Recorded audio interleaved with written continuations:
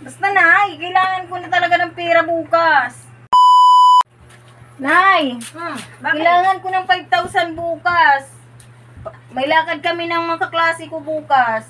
Anak, dahan-dahan din sa pera. Kasi hindi naman yan pinupulot ng ama mo sa abroad. Basta Nay, kailangan ko na talaga ng pera bukas. Mapahiya ako bukas sa mga kaibigan ko at kaklase. O sige na, bukas anak, bigyan kita ng 5,000 pesos. Nay, bakit biglaan si tatay umuwi? Anak, kaya umuwi biglaan ang ama mo dahil nagkaroon siya ng malubhang karamdaman. Hindi na niya kayang magtrabaho sa abroad. Kaya anak, kailangan na nating lumipat ng tirahan. Hindi na natin kayang bayaran ang kondominium na ito. Ano ba yan, Nay? Saka na lang tayo lumipat pagkatapos ng birthday party ko. Nakakaya naman kasi sa mga klase at kaibigan ko eh. Ano ba yan? Nakakainis naman talaga. Dito na kami sa apartment na to. Pangit-pangit.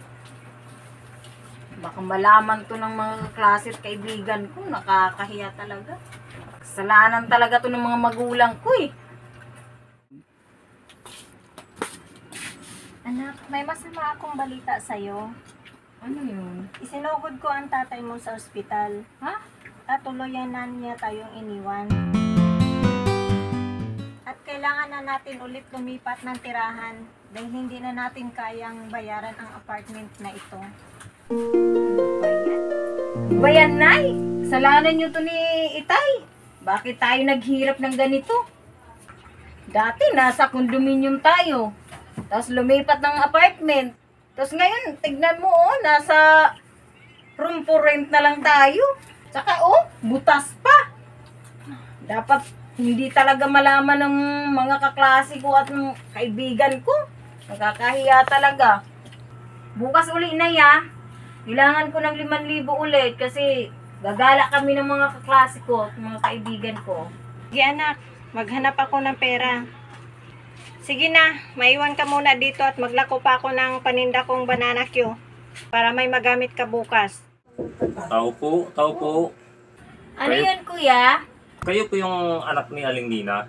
Opo. May masamang balita, madam. Yung nanay nyo, nabunggo ng truck habang nagtitinda ng banana Q at wala na po siya. Isa na lang ako ngayon. Wala na yung nanay at tatay ko. Kasalanan nyo tong dalawa. Paghihirap ko ngayon, di nyo ako mahal. Madam, kayo po ba si Ann? Ako po si Atty. Angel. Dala ko yung pamana ng tatay at nanay niyo. Pamana? Galing sa nanay at tatay ko? Ha? Totoo ba to? Nagkakahalaga ng 20 million? Andito yung sulat nila. Kailangan maibigay agad ito sa aming pinakamamahal na anak. Sa oras na mawala na kami sa mundong ito, ang buong akala ko, hindi ako mahalaga sa kanila, nila nanay at tatay. Kasi maaga nila akong iniwan eh. Ngayon, naunawaan ko nang bakit sila maagang pumanaw. Para pala hindi na ako maghirap eh. Wala na sila. At hindi karapat dapat sa akin ang pera na to.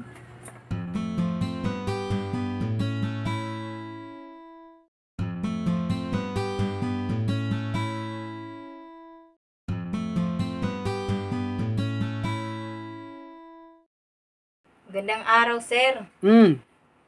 Makiusap sana ako eh, na hindi muna ako makapagbigay ngayon ng 100 ngayong sahod na to. Kapos talaga ako eh. Alam mo naman, minimum lang kami. Ano ba naman yan, Miss Ann? Para sa 100 pesos lang, hindi mo pa maibigay sa akin.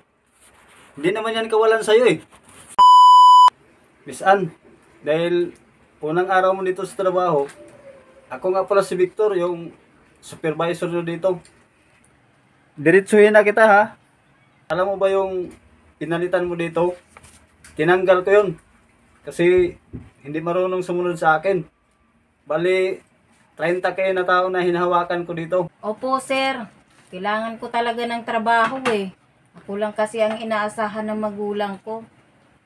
Kailangan ko kasi magpadala doon sa probinsya namin. Miss Ann, gusto mo ba talaga tumagal dito?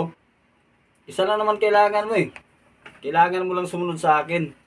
Isa pa, kailangan mong magbigay ng 100 pesos kada sahod. Ha? 100 pesos, sir? Para po saan yan? Basta huwag ka na magtanong kung gusto mo talagang tumagal dito. Sir, pinatawag niyo daw po ako. Oo, Miss Ann. Tamang-tama. Kaya kita pinatawag kasi meron akong panindang pantalon. Bagong-bago. Kumuha ka na.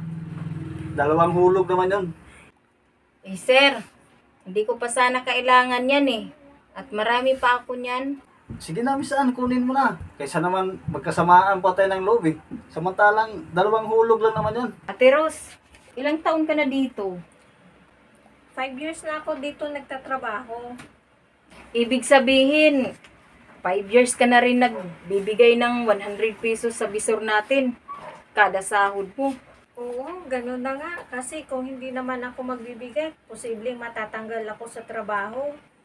Tsaka, pansin mo, kumikita ang bisor natin ng 3,000 sa kada sahod natin. Sa dami natin dito. Magandang araw, sir. Hmm. Makiusap sana ako eh, na hindi muna ako makapagbigay ngayon ng 100 ngayong sahod na to. Kapos talaga ako eh. Alam mo naman, minimum lang kami. Ano ba naman yan, Miss Ann? Para sa 100 pesos lang, hindi mo pa maibigay sa akin. Hindi naman yan kawalan sa'yo eh. Magbibigay ka ba ng 100 pesos? Uhuling araw mo na yan dito sa trabaho. Sige po, sir. Pipilitin ko pong makapagbigay. Huwag niyo lang po akong tanggalin. Yan! Yan naman pala eh. Panalangin ko na lang yung bisor namin na sana isang araw magising na siya. Sa panlalamang sa amin, kapiranggot na nga lang sweldo namin. Kailangan pa magbigay sa sir namin.